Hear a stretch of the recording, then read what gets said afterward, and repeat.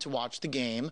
And this is a city that feels, when I'm reading the story, a lot different than what your average American, I think, pictures Moscow in a post-Soviet breakup, you know, kind of visual image that comes to their mind.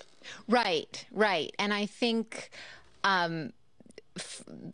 Muscovites themselves are quite surprised. Yeah. The story brings up the fact that they've just had this Moscow Urban Forum, which is a gathering supported by the city of urban planners from all over the world, architects, food culture people, to discuss the future of big cities. Yeah. And Vladimir Putin himself said, we need to be, in order to be competitive, you have to have a competitive megacity. Yeah. If people don't want to live in your city, you can't compete. So it's almost a conscious decision by Russia to, let's make Moscow into something that's going to draw people in, and let's make a conscious effort to change this. Yes. And so the talk of the city is how everything is being torn up. The sidewalks are being widened. Bike lanes have been introduced. There are new beautiful park benches everywhere.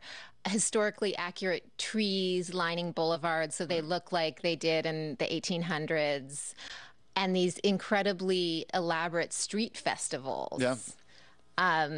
That people actually come. There are tourists coming in because the ruble is down and it's less expensive to stay there than it has been in the past. But they're also doing this so people who don't live in Moscow but who are Russian come to the city. Turning Moscow's makeover into a cover image.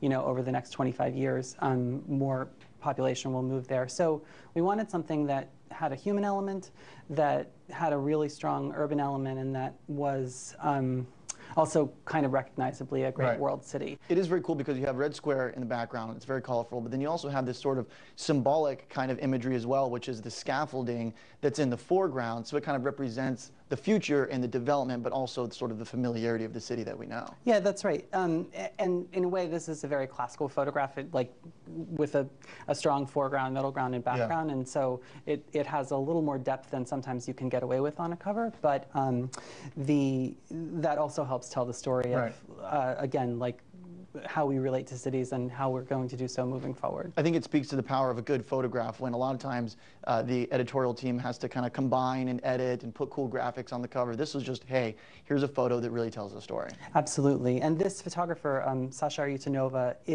lives in America but is Russian by birth and has spent a great deal of time there. So she shot this on film, and she was going back to look at a city that she knew very well, and specifically kind of see the changes that the story was talking about.